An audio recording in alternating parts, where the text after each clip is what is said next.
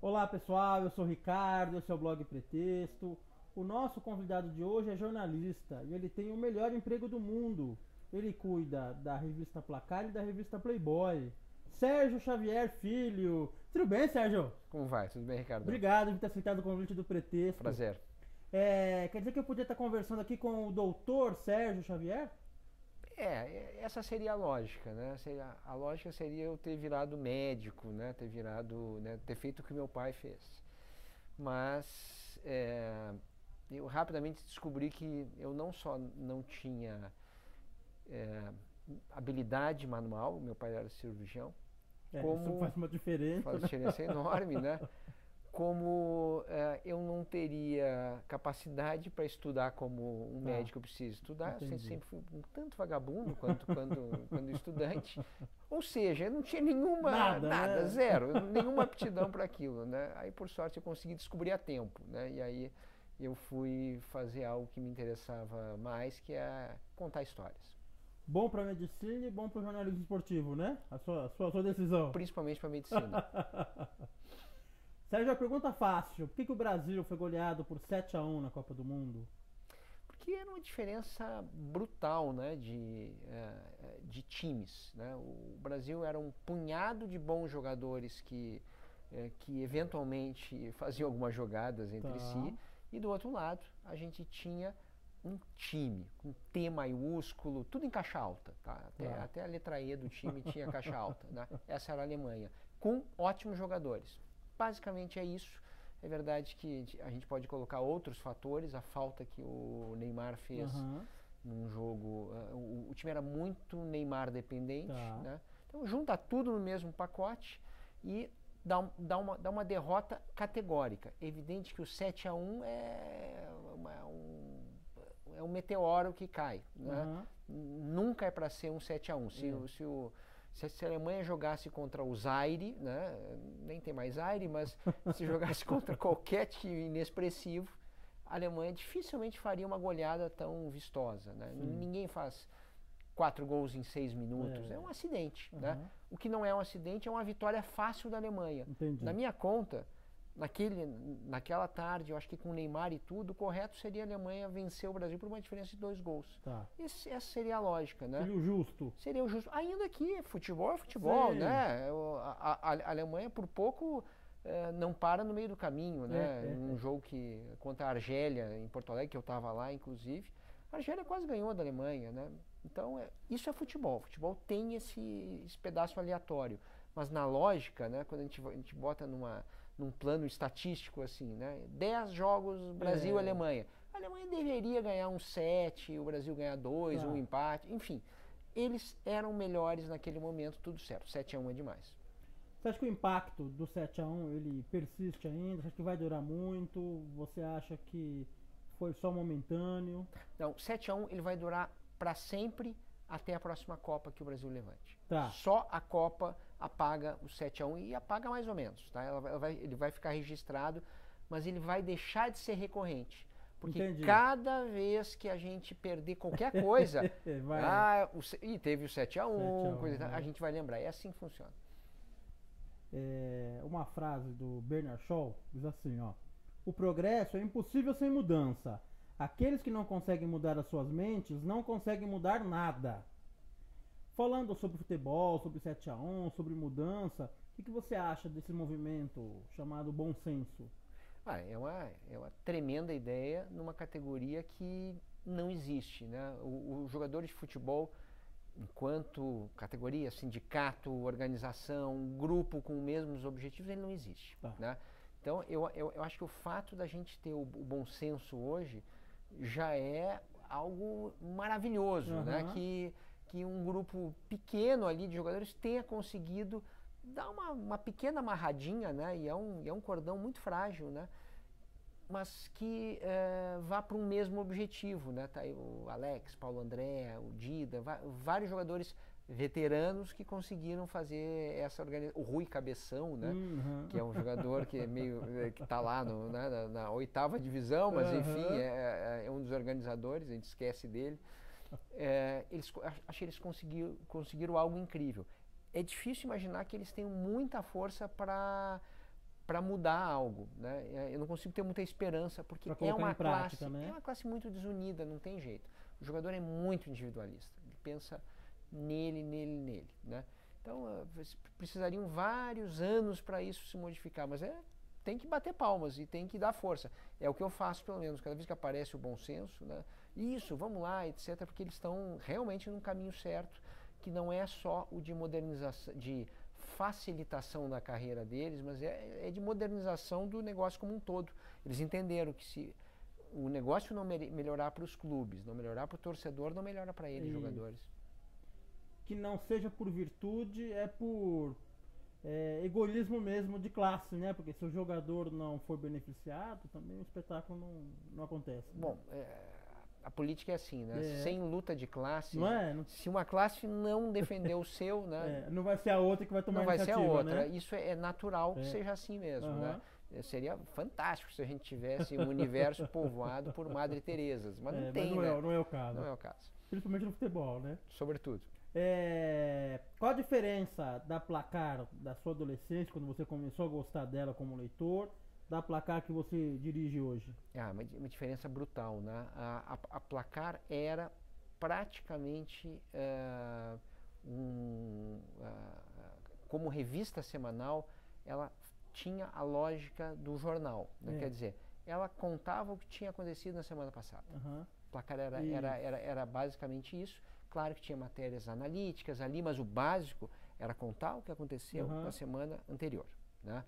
E isso aí já praticamente matou o jornal como o contador de histórias do dia anterior. Esse jornal está morrendo. Né? O jornal possível que está sendo reinventado é o jornal analítico. É o jornal que diz sobre ontem. Deixa eu te explicar o que de mais importante aconteceu ontem. É diferente. O ontem está muito distante já, né? Muito distante jornal, por causa do tablet, do celular. Quer dizer, não faz mais sentido. Né? A informação agora não é mais semanal, não é mais diária, não é mais horária, é segundal. Né? Cada segundo, né, você tem algo. Por isso que eu acho que o rádio tem força hoje também, né? A gente passa muito tempo no carro. Ele sempre foi assim, né? Sempre foi assim, né? E essa era a Placar. A Placar contava o ontem, né? A semana anterior. A Placar de agora, ela tem que contar a semana que vem. Tá. O mês que vem. Se possível, o ano que vem. Tem que estar sempre à frente. Tem que estar à frente. Então a gente tem que estar imaginando que tendência está ocorrendo naquele momento, naquele clube, com aquele jogador, no esporte como um todo, né? E contar isso para o leitor de um jeito muito interessante. Porque a gente não consegue, como mídia paga, é uma mídia cara, inclusive, né? Concorrer com o que você recebe no celular, que é de graça, e está contando o que está acontecendo agora, aconteceu ontem. Não dá para concorrer. Então a gente tem que ir mais além, a gente tem que entregar uma análise um pouco mais inteligente para o leitor, para o consumidor. E a Placar, ela teve muita função há algum tempo de ser o despertador do gosto pela leitura, né? Muita gente começou a gostar de ler, você é um caso, né? Eu conheço muita gente, né, que assim deu uma segunda chance para o Machado de Assis depois de gostar de ler a Placar, né? Falou, olha, é possível ter prazer lendo, né? Eu acho que a gente teve os nossos Machados de Assis. Né? Eu acho que Michel Lohance foi um Machado de Assis, que se foi agora. E eu até escrevi na Placar um pouco mais ou menos nesse tom. Né? O quanto que eu aprendi com ele, o quanto que ele me despertou, justamente pela qualidade. Né? Então, para mim, ele é o meu Machado de Assis. Né? Bacana. Você teve vários outros grandes textos, né? Divino Fonseca, que eu adorava também, enfim, vários, eu não vou ficar citando. Mas o fato é que você pegar um assunto popular, né, e tentar, nesse assunto popular, que ele já tem um interesse natural, você colocar um pouquinho de dificuldade, né? A gente a Placar não faz aquela linha direta de contar tudo. Tem um requinte. Tem um requinte ali, etc. Eu acho que é uma tremenda contribuição para muita gente. Isso é muito bacana. E eu vejo isso, às vezes vem aqui moleque da Casper Libero, das faculdades, né? E começo a contar textos que a gente escreveu há 10, 15 anos ali, etc. E aquele texto serviu para alguma coisa, serviu para despertar. Você pode ser um Machado de Assis de alguém, né? Isso é bacana, né? Forte isso, forte. Mas Bola de Prata é uma criação da Placar, né? Uma coisa que marca, né? Te identifica muito. Para quem você daria a Bola de Prata? Para qual jogador? A Bola de Ouro, perdão, agora em 2014. Qual jogador mereceria a Bola de Ouro como o melhor jogador do campeonato? É um campeonato equilibrado que tá difícil dizer. Tem um Everton Ribeiro, tem o Guerreiro faz um bom campeonato pelo Corinthians, o Marcelo Groi faz um bom campeonato pelo Grêmio. Tem vários jogadores com destaque, mas não é um destaque absoluto. Com D maiúsculo, né? E muitas vezes acontece de rolar um campeonato, por exemplo, os últimos campeonatos que você teve o Neymar, você não tinha a menor dúvida, é o Neymar e não tem outro, né?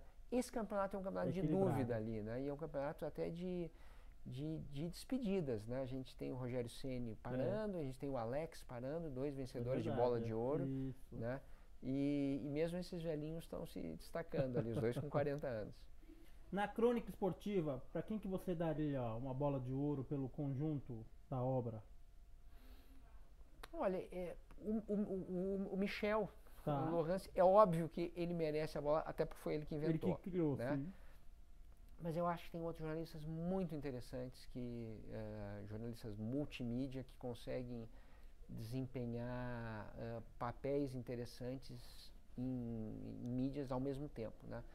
Um que eu gosto muito é meu amigo Mauro Betting, por exemplo. Sim. Acho que é um cara interessante, né? Tostão, para mim, é a minha referência de ter um olhar diferente. Né? Então, assim, Tostão, vai. O Tostão, que nem é tão multimídia, né? Ele na televisão sumiu, coisa não gosta, etc. Só lê ele na Folha hoje em dia, né? Mas eu gosto de ver o Tostão pensando. E ele me desperta um pouco. Ô, moleque, tenta pensar melhor que isso, vai, você pode mais. Cada vez que eu leio um texto dele, eu sinto um sacode, assim. Você também é diretor da Playboy, falou de Placar, mas você é da Playboy também, né? Quem que é o leitor da Playboy? Bom, eu acho que na Playboy a gente tem 2 leitores, né? A gente faz a revista para um leitor mais sofisticado, mais velho, né? Esse é o nosso leitor-alvo, né? Mas não necessariamente é o leitor que está nos lendo. Entendi. Né? Então a gente tem também um leitor que não é tão sofisticado e é mais jovem, né? Então a gente trabalha com esses 2 públicos, a gente mira um e acaba acertando o outro, porque é uma revista que tem mulher, então atrai também a garotada, gente mais jovem. A gente atinge esses aí, né? Também, né? Então a gente tenta fazer uma revista que agrade esses 2 públicos, público masculino, né? A gente não faz Playboy para mulher, né? Ainda que a gente seja lido por mulheres, né? Faz parte. Você faz uma revista masculina, né? Você é machista. Não, você faz uma revista masculina. Quem faz uma revista feminina não é feminista. É alguém que faz uma revista feminina. E assim vai. Qual o critério usado para alguém ser capa da Playboy? São vários. Bom, primeiro que a gente tem o critério econômico, né? A gente paga cachê para as mulheres de capa posarem para nós. Então, isso já mudou muito. Já mudou, né? Não, esse cachê que já foi muito alto, não é muito alto. É um cachê muito pé no chão. Né? Então, só isso já nos restringe. Né? Mas a gente tem... a Playboy nunca foi atrás de um só tipo de mulher. Né? Ela tem, durante o ano, uma variação de capas. Né? Então, a grande mulher da televisão que é conhecida e nunca tirou a roupa, né? Você tem as modelos que já estão começando a tirar a roupa, mas vão tirar para valer na Playboy. Vão ter um nu frontal, que essa é a diferença da Playboy para ou para as outras revistas masculinas, né, no Brasil. E tem também a revelação, né? Tem o troféu revelação. E esse é um papel da Playboy. A Playboy tenta mostrar, uau, quem é essa aí, né? E é um pouco aquela brincadeira que pode ser a mulher do apartamento do lado. Isso. Né? Então tem essas várias funções da Playboy, por assim dizer. Eu li que você contou que tem alguém que escreve sempre pedindo a Ana Maria Braga na Playboy, né? Tem de tudo, cara, tem de tudo. Tem as personagens mais malucas que você pode imaginar, né? O fato é que tem sempre muita gente pedindo mulher, né? Essa é uma característica comum na Playboy e acontece, e a gente está preparado para isso. Tem um fã-clube, assim, né? Que o pessoal... Alguns fã-clubes, não é um só, viu? Quem foi a bola na trave? Aquela que quase saiu e por algum motivo acabou não sendo capa da Playboy. Bom, eu tô só há um ano na Playboy, né? Ao longo dos tempos, tem, por exemplo, a filha do Fidel Castro. Pois é, que foi o Ricardo Sete contou pra gente. O Sete foi até a Espanha falar com ela, etc. Foi por pouco, né? Mas incrível, porque as fotos foram feitas, né? E ela não ficou tão bonita assim, né? Ele picotou. Exatamente, né? Então a gente teve vários... Mas no seu mandato agora não teve ainda nenhuma, assim, uma negociação que travou perto do acerto? Até teve, assim, teve um fenômeno, né, que é um fenômeno um pouquinho diferente que aconteceu com o Big Brother desse ano, né? Que foram duas moças que tiveram um relacionamento dentro da casa do Big Brother, a Clara e a Vanessa, e tinham um sonho de fazer as duas juntas, e impressionante a comunidade. Eu não vou nem dizer que era a comunidade lésbica brasileira. Não é isso. É uma série de mulheres que são teoricamente heterossexuais, mas que têm ali um desejo talvez de uma bissexualidade, alguma coisa do gênero, né? O fato é que essas mulheres se organizaram e pediram loucamente, né, as duas, e a gente tentou e foi por pouco. A gente acabou dando uma delas só, a Vanessa, né? E foi uma pena, porque seria bacana se a gente pudesse ter dado as duas, mas o futuro tá aí. Antigamente, muita gente usava o pretexto de comprar Playboy por causa das entrevistas, né? Mas realmente as entrevistas da Playboy são marcantes, né? Elas são excelentes. Falando em critério, qual o critério para escolher alguém para ser entrevistado? Bom, tem que ter um certo grau de fama. Não dá para ser um entrevistado muito no início, né? Não dá para lançar alguém na entrevista, né? Não. Esse espaço da entrevistona da Playboy não dá. A gente pode fazer o lançamento na outra sessão, que é o 20P, que são as 20 perguntas. Aí sim, aí a gente pode falar. É um aquecimento, né? Pode aquecer, mas para ser entrevistão, o cara já tem que estar dando uma rodadinha, né? Então, esse é o critério básico, né? E a ideia é não pegar alguém que já tenha falado demais também, né? Ainda que na Playboy você sempre consiga tirar algo mais. Isso é incrível, né? Até dos que falam demais, né? É o formato da entrevista. O formato e as regras que a gente estabeleceu para... A gente não, eu cheguei depois. Sim, mas... A regra lá que os americanos estabeleceram, né? A gente tem um manual da entrevistona da Playboy, né? Qual é, Sérgio? Conta um pouquinho assim, do que tem nesse manual. Bom, vamos lá. Não são muitas regras, tá? Mas a primeira, uma pesquisa absurda. Você não chega na cara do entrevistado sem saber tudo e mais um pouco desse cara. Tudo que ele já falou, você sabe. Tem que saber. Você tem que saber. Esse é o primeiro ponto. Quer dizer, com isso, você não vai repetir coisas, né? Com isso você sabe aonde você pode explorar, com isso você sabe as contradições que essa figura teve ao longo da vida, e é aí que você pega a novidade, é aí que o cara se solta quando você... Espera um pouquinho, mas você disse isso ou aquilo. Qual é a verdade? Essa ou essa? E aí o cara te dá uma terceira verdade, né? Enfim. Então, essa é a primeira regra. A segunda é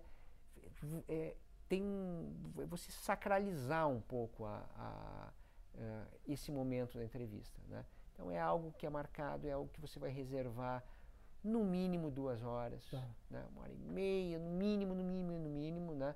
E você vai fazer mais de uma sessão. Pois é. Isso é fundamental, Aham. porque geralmente é na segunda sessão que as coisas andam. A Tá? pessoa se solta, né? O pessoal se solta. Ainda que, quando você começa uma entrevista longa e você não tem pressa, a pessoa responde alguma coisa, você não está preocupado, não vai dar tempo de perguntar tudo. Não, essa preocupação não existe. Né? Então, quanto você acha que tem caldo ali, você vai embora. Né? Tá. Aí acaba aquela entrevista, você não vai fazer a segunda naquele mesmo dia, vai para a redação, ouve o que o sujeito falou, e deixei passar isso. Vai na segunda sessão, você mata. Espetacular, né? Aí É o sonho de qualquer entrevistador, né? Nesse pacote as coisas andam. A gente fez uma entrevista que foi bem falada no início do ano, que foi com o pastor Feliciano. E a gente estava guardando, digamos assim, o sumo para a segunda sessão. Tava eu e o Jardel Seba, que é o editor, em Brasília, né? A gente fez uma entrevista no gabinete dele, tarde da noite. E a gente achava que ia rolar na segunda, né? Na segunda sessão que a gente ia pegar o melhor. Né? E na primeira noite ali, ele soltou, eu cheirei cocaína. Aí é... Né? Um susto, né? Que a gente tentou disfarçar, claro, a nossa surpresa, né? Era algo que ele nunca tinha falado. Sim, né? sim. E aí, vamos embora, né? Bacana. Destrinchamos, é um prazer muito grande quando... É o prazer do gol, né? Quando sim, você sabe que você sim. pegou alguma coisa que o entrevistado nunca falou. Quando eu entrevistei o Juca Kfouri, ele falou que a segunda entrevista que o Pelé deu, ele foi o primeiro a dar mais de uma entrevista, não sei se foi o único até agora, mas foi capa da Playboy porque acho que 5 ou 6 vezes ele fala, olha, eu nunca contei isso antes pra ninguém. Isso é espetacular, né? Vindo de alguém como o Pelé, que já deu muita entrevista, são muitos gols, né? São muitos gols. É o 7-1, né? É o 7-1, de vez em quando você ganha de 7-1. Quem que é o sonho de consumo da Playboy pra entrevista? Alguém que ainda não deu certo? Eu queria muito entrevistar o Silvio Santos. Sim. Há muito tempo a gente tenta entrevistar o Silvio Santos. Eu acho que ele é um manancial de histórias, é um cara que tem a ver com, vamos lá, televisão brasileira, empresariado brasileiro, política brasileira, né? Ele está no meio de tudo isso, né? E fora isso, é um cara que gosta de mulher, né? Então tem essa característica que é boa para o entrevistado de Playboy. Né? É verdade. Enfim, é o meu sonho de consumo. Tá. Sérgio, eu sei que você foi jornalista econômico no começo de carreira. Então eu fiz aqui uma brincadeira, eu fiz humanos, então não entendo nada, mas eu fiz algumas perguntas para relembrar um pouco o seu passado de jornalista econômico, mas falando dos assuntos que você trata agora. Tá. Você vai ver, tá? Vamos lá. Que jogador você gostava, portanto ele tinha saldo positivo com você, e por algum motivo ele criou um déficit na sua admiração? Emerson Leão. Eu era fãzaço do Leão, quando ele era goleiro do meu time, né? Quando ele era goleiro da seleção. E foi uma decepção enorme quando eu conheci ele como pessoa, né? Uma figura muito difícil, para dizer o mínimo, tá? Caráter bastante duvidoso ali. Essa foi uma das maiores decepções que eu tive. Inclusive, tinha uma briga do Leão com a Placar, da época do Juca ainda, né? E eu fui tentar, não, espera um pouquinho, vamos... Eu nem estava aí, eu nem sabia disso, eu já estava dirigindo a revista. E aí eu acho que eu entendi por que teve a briga, né? Então, enfim, entendi. Fora. Tá no déficit aí. Qual o principal commodity do futebol brasileiro? Ou a principal, não sei qual que é o... Eu acho que ainda é o volume, né? A gente é tão interessado no futebol, a gente produz tanto jogador que da quantidade, fazendo todas as bobagens que a gente faz na formação e etc. Ainda é possível tirar alguma qualidade, porque a gente vai jogando gente meninos, né, que ganham uma bola no primeiro aniversário. Legal. Há uma demanda reprimida por mulheres mais famosas na capa da Playboy? Você sente essa cobrança ou não?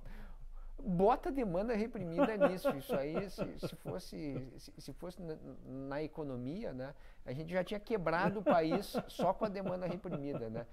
O leitor é insaciável, né? Ele encasqueta com algumas mulheres, né? Dou um exemplo, Luana Piovani, né? Essa sem pedido que ele nunca rolou. Né? Ela, né? Fernanda Lima, imagino também, né? Que Fernanda Lima nem foram tantos os pedidos. Eu não vou nem chamar de demanda reprimida. O dela não chega a demanda. Porque essa seria na economia o mercado AA. Tá? Então, essa aí eu não vou nem chegar. Mas é óbvio que a gente queria a Fernanda Lima. Claro, né? É isso. Claro. Que jargão do futebol merece ser tributado pelo IOF. IOF significando aqui Índice de Obviedades Futebolísticas. São tantos. E uma vez eu até cheguei a fazer um manual de coisas assim que... É grande esse manual, hein? Enorme, mas assim, às vezes são coisas tão pequenininhas que você fica repetindo sem pensar. Por exemplo, né, um time perde um jogo em casa, né? Todo mundo vai escrever no dia seguinte, né? Então o Flamengo perdeu em pleno Maracanã. Esse em pleno já vem junto, assim, né? Então essas palavras... Ninguém perde no estádio, perde em pleno estádio, né? Impressionante isso, né? Por exemplo, qual é o adjetivo, o advérbio que você usa depois de drible, né? Desconcertante. Sempre. Ninguém deu outro tipo de drible, né? Não, todos os dribles são desconcertantes. E assim vai, a gente vai escrevendo. O Humberto Werneck já fez um livro sobre isso e tal, né? O Mário Magalhães, flamenguista e apaixonado, né? Ele também faz um apanhado. Ele é flamenguista vendido, porque o Mário, que eu saiba, ele é gaúcho, né? Ele deveria ser gremista. Ele esqueceu disso, viu? Ele esqueceu, grande figura. Grande figura. Entrevista ótima pro blog. E ele falou que ninguém morre. A pessoa leva um tiro, não resiste e morre. Isso. Na imprensa não morre direto. Não resiste primeiro e depois morre, né? Tem um jargão aí, né? Tem. Mas no esporte tem muito mais. No esporte tem muito. No esporte... E é incrível como a gente não para, às vezes. Espera um pouquinho. Precisa escrever isso aí. Dá para escrever diferente? Dá para desconstruir o jargão, para usar a palavra da moda da eleição? Dá, né? Quem é muito bom nisso é o Mauro Betti. Né? Excelente. Ele é um bom desconstrutor, né? A próxima você escolhe, tá? São 3 perguntas, você escolhe uma. Pergunta sulista, pergunta daltônica e pergunta suada. Sulista, daltônica e suada. Bom, fiquei interessado nessa suada, vamos ver. Você gosta de correr, é um maratonista. Onde você quer chegar? Eu quero chegar no ontem. Tá. Esse é o meu grande objetivo, uma utopia irrealizável. Irrealizável, né? Mas o fato é que eu vou envelhecendo e eu quero correr melhor amanhã do que hoje. Então eu quero chegar lá no ontem. Entendi. Eu quero como se fosse um Benjamin Button, né? Eu quero ficar mais jovem. Jovem amanhã. Obviamente é irrealizável, mas é um bom alvo. É um bom alvo, e cada vez que você reduz um pouco os sinais do tempo passando, do envelhecimento, eu acho que a gente vai ficando até um pouco mais jovem de cabeça. Pergunta isenta, hein? A pergunta não é isenta, a resposta tem que ser. Quem foi o maior craque do Rio Grande do Sul, Falcão ou Renato Gaúcho? Nossa, não tem nem comparação, Falcão. Falcão. Isso vindo de um gremista. Vindo de um gremista, o Falcão foi nosso colunista, né? Tá. E ele realmente, eu já falei isso pra ele realmente judiou muito de mim. A minha infância, adolescência foi extremamente infeliz por causa dele, né? E os amigos dele lá, né? Capejani, etc. Né? Mas mesmo assim, ele é o cara. Ele é espetacular, porque ele era... Assim, ele estava pelo menos uns 15, 20 anos à frente em matéria de entender o futebol como o jogo que a primeira coisa que você tem que fazer é roubar a bola do outro e ficar com a bola. O Falcão já tinha essa ideia claríssima, né, quando era jogador, né? É incrível que ele nunca tenha conseguido se firmar como técnico, Pois né? é. Mas são coisas ali do futebol, nem sempre a tua capacidade de expressão funciona tão bem né, com o boleiro, né? Eu acho que ele nunca falou direito a língua do boleiro. Para encerrar, uma frase sua. A entrevista é a arte de fazer com que o cara diga aquilo que não quer dizer. Tinha alguma coisa que você não queria dizer nessa entrevista? Não. Não, eu acho assim que tem... eu simplifiquei um pouco, né, a arte da entrevista, né? Mas eu acho que quando a conversa é boa, você diz coisas que você não elaborou, né? Então, por exemplo, nessa entrevista aqui, né, eu acho que eu falei coisas que depois de ouvir eu fiquei satisfeito de ter falado porque você me perguntou, né? Então, eu acho que às vezes não é só o dizer coisas secretas e ruins e coisas que eu não queria contar. Claro que uma boa entrevista também tem isso, mas não precisa só ter isso. Eu acho que quando você, com perguntas inteligentes, consegue atiçar o entrevistado a desenvolver um raciocínio um pouquinho mais interessante, que ele não tenha dito antes, legal, eu acho que funcionou. Sérgio Xavier Filho, o sortudo! Sorte foi nossa hoje, viu, de ouvir você. Muito obrigado, viu? Compartilhar aí o seu conhecimento de jornalismo, no futebol, no mundo da Playboy. Obrigadão por receber o pretexto aqui, viu? Ótima conversa, tomara que vocês tenham gostado também. Isso aí. Pessoal, a gente encerra por aqui. Em breve volta com mais um bate-papo do pretexto. Até mais!